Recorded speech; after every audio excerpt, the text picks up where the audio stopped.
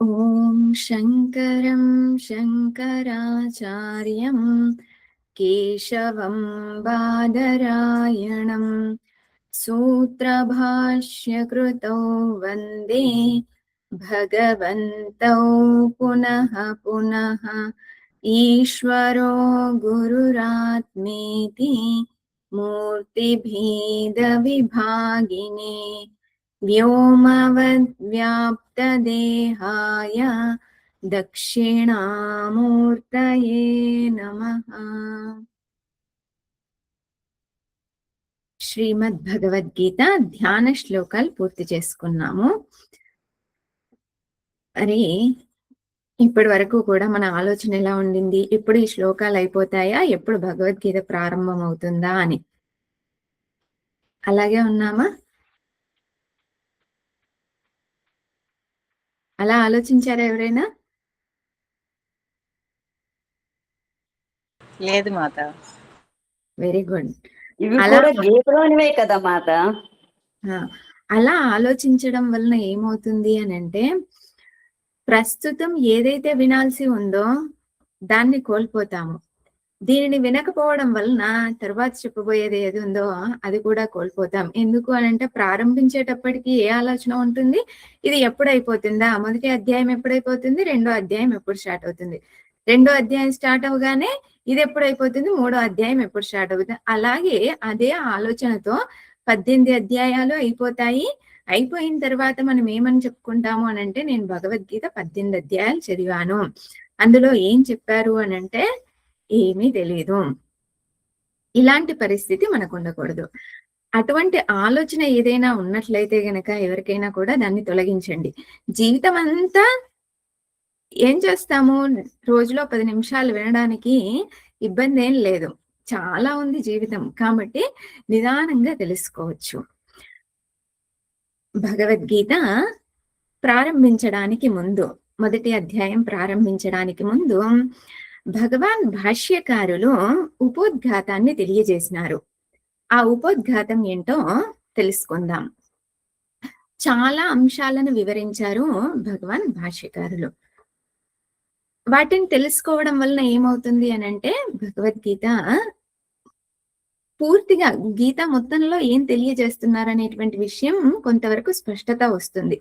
మళ్ళీ మనం ఆ అధ్యాయాలని అధ్యయనం చేసినప్పుడు మనకి ఇంకా వివరణ పూర్తిగా అర్థం అవడానికి అవకాశం ఉంటుంది.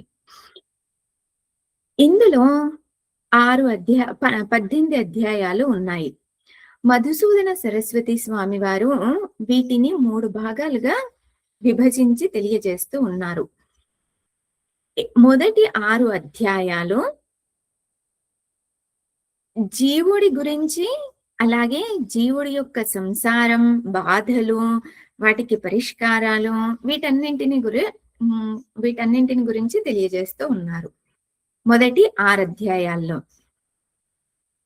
7 నుంచి 12వ అధ్యాయం వరకు ఈశ్వరుడి గురించి, అలాగే సృష్టి ప్రక్రియ గురించి తెలియజేస్తూ ఉన్నారు. సృష్టి క్రమం లేదా సృష్టి ప్రక్రియ. 12 అధ్యాయాలు అయిపోయాయి. 13 నుంచి కొంతమంది ఆచార్యులు ఏమంటారంటే 13, 14, 15 ఈ 3 అధ్యాయాలు కూడా జీవుడు, ఈశ్వరుడు, ఇవి 1 నుంచి 6 అధ్యాయాలు, ఇది 7 నుంచి 12, ఇది 13 నుంచి 15, ఇది 16, 17, 18. మొదటి 6 అధ్యాయాల్లో జీవుడి యొక్క సమస్యలు, పరిష్కారాలు, సంసారం, బాధలు, వీటన్నింటినీ తెలియజేసినారు. తరువాత 6 అధ్యాయాల్లో ఈశ్వరుడి గురించి, సృష్టి గురించి వివరించినారు. తరువాత 3 అధ్యాయాల్లో 13, 14, 15 ఈ 3 అధ్యాయాల్లో జీవుడు, ఈశ్వరుడు ఇద్దరు వేరు కాదు, ఇద్దరు కూడా ఒక్కటే అనే విషయాన్ని ఈ 3 అధ్యాయాల్లో తెలియజేస్తూ ఉన్నారు. మరి తరువాత 3 అధ్యాయాల్లో ఏం తెలియజేస్తూ ఉన్నారు అని అంటే, కొన్ని అంశాలను ఈ 15 అధ్యాయాల్లో కూడాను కొన్ని అంశాలను తెలియజేసినారు, కానీ వాటికి వివరణ ఇవ్వలేదు.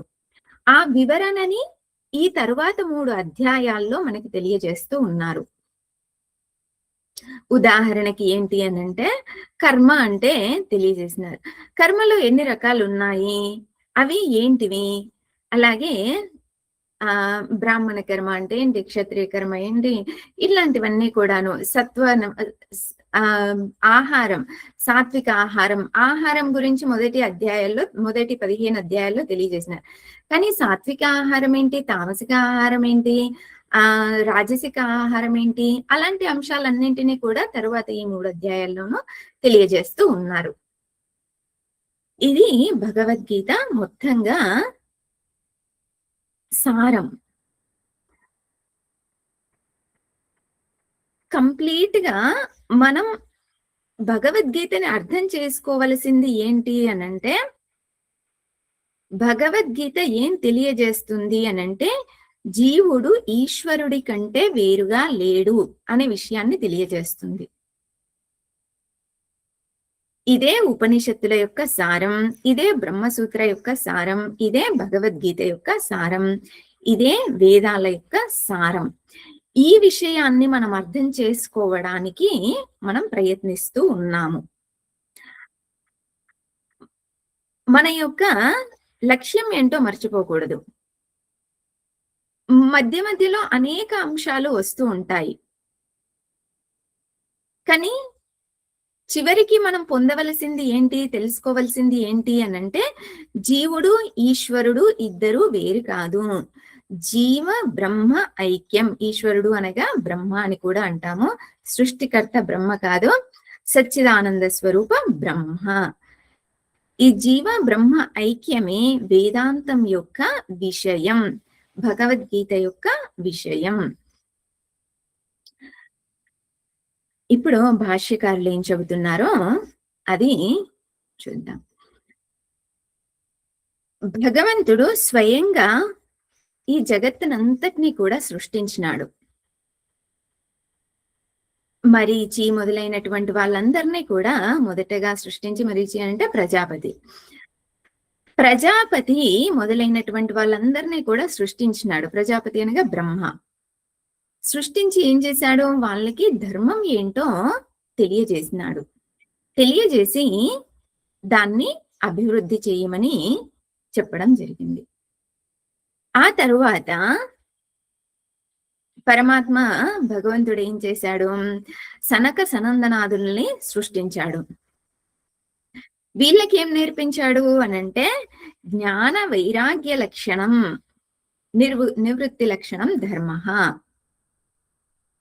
జ్ఞానము, వైరాగ్యము ఈ రెండింటిని కూడా బోధించినాడు. మరి జ్ఞానాన్ని, వైరాగ్యాన్ని ఇచ్చిన తర్వాత ఇంకా ఎవరైనా కూడాను కర్మ చేయడానికి ఇష్టపడతారా? లేదు. జ్ఞానాన్ని, వైరాగ్యాన్ని ప్రసాదించాడు. అదేంటి అనంటే నివృత్తి లక్షణం. నివృత్తి లక్షణం అంటే కర్మ సన్యాసం. ప్రవృత్తి లక్షణం అనంటే కర్మ. ఈ 2 రకాల ధర్మాలని భగవంతుడు బోధించాడు. ప్రవృత్తి లక్షణం ధర్మం, నివృత్తి లక్షణం ధర్మం. 2 రకాలైన ధర్మాలని భగవంతుడు బోధించాడు. ఆ తరువాత ఈ జగత్తు యొక్క స్థితి అంటే పాలన అనేటటువంటిది సక్రమంగా కొనసాగడం కోసం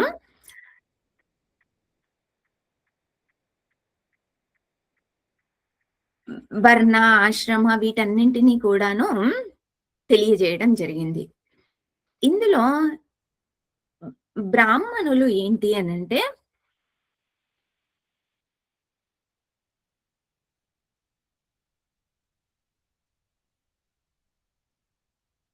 వారి యొక్క కర్మ ఏంటి అనంటే వేదాలను రక్షించడమే.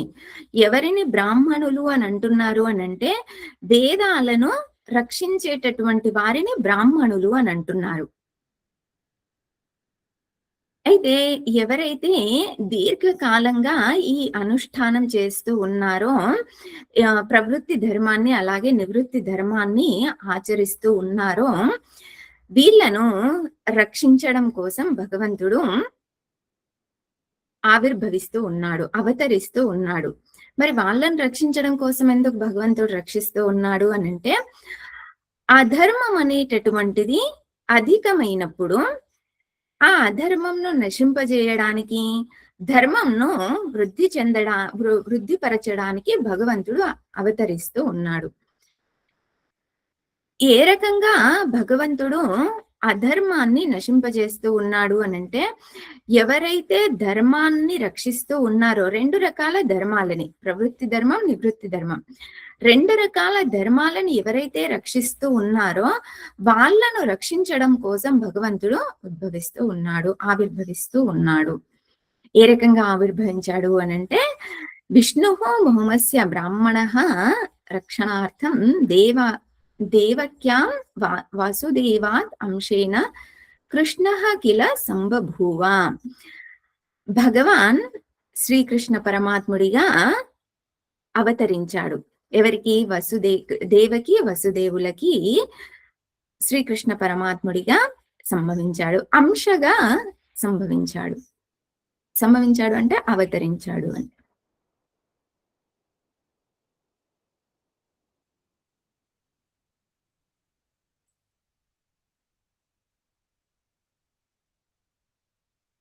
మరి భగవంతుడి యొక్క జన్మ అనేటటువంటిది ఏ రకంగా ఏర్పడింది? మన జన్మలాగే భగవంతుడి జన్మ కూడా ఉందా అనంటే లేదు. భగవంతుడు ఎవరు అనంటే జ్ఞాన ఐశ్వర్య శక్తి కలిగినటువంటి వాడు.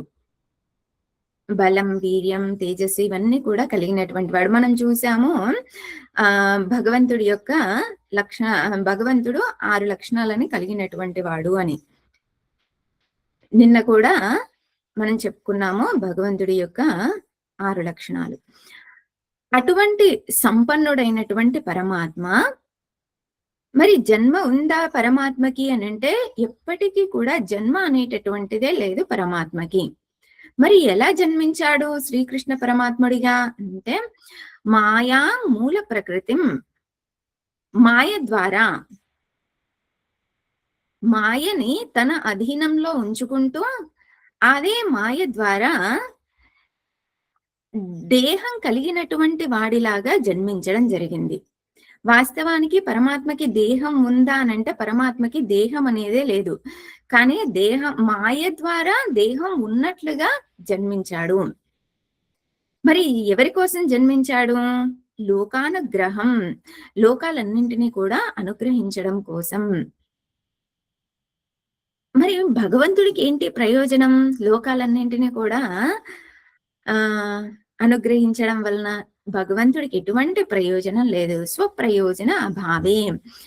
ఎటువంటి ప్రయోజనం లేనప్పటికీ కూడాను జీవులందరినీ కూడా అనుగ్రహించడం కోసం, సాధకులందరినీ కూడా, భక్తుల్ని, సాధకుల్ని, ముముక్షుల్ని అనుగ్రహించడం కోసం భగవంతుడు ఆవిర్భవించాడు, అవతరించాడు.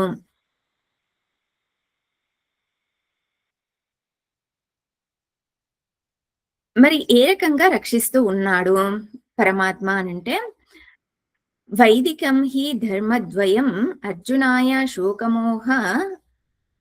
శోకమోహ మహా ఉదధౌ నిమగ్నాయ ఉపదేశాన్ని ఇచ్చాడు. ఎవరికి? అర్జునుడికి. వైదికం హి ధర్మద్వయం, 2 రకాల ధర్మాలని కూడా తెలియజేసినాడు. 2 రకాల ధర్మాలు ఏంటి? ప్రవృత్తి కర్మ మార్గం, అలాగే జ్ఞాన మార్గం. రెండింటినీ కూడా ఉపదేశించినాడు భగవంతుడు అర్జునుడికి అంటే ఇక్కడ మనకి. ఎవరు అర్జునుడు అని అంటే భగవాన్ భాష్యకారులు చెబుతూ ఉన్నారు చూడండి. శోక మోహ మహా ఉదధౌ నిమగ్నాయ. శోకం అంటే దుఃఖం, మోహము అనంటే నాకు సమస్యలు ఉన్నాయి, ఈ సమస్య తీరడం లేదు, ఆ సమస్య తీరడం లేదు, సమస్య పైగా సమస్యలు వస్తూ ఉన్నాయి. ఇటువంటి ఆలోచనలన్నీ కూడా ఏంటి అనంటే మోహం. దుఃఖము, సమస్యలు ఇవన్నీ ఏంటి అనంటే ఒక పెద్ద సముద్రం లాంటివి. ఈ సముద్రంలో మనం మునిగిపోయి ఉన్నాము. శోకము, మోహం అనేటటువంటి సముద్రంలో మునిగిపోయి ఉన్నాము. ఇలా మునిగిపోయి ఉన్న వాళ్ళని ఏమంటున్నారు ఇక్కడ భాష్యకారులు? అర్జునుడు అని అంటున్నారు. చూడండి, అర్జునుడికి శోకం కలిగినప్పుడు భగవంతుడు ఉపదేశిస్తున్నాడు అనేటటువంటిది వరకు మనం చూస్తాం. కానీ శోకం ఎవరికుందక్కడ? అర్జునుడి శోక నివృత్తి కోసం నేను భగవద్గీతను వింటున్నానా? లేదు అంటే నా శోకం తొలగిపోవడానికి కోసం, నా సమస్యలు తొలగిపోవడం కోసం, నా దుఃఖం తొలగిపోవడం కోసం నేను భగవద్గీత వింటూ ఉన్నానా?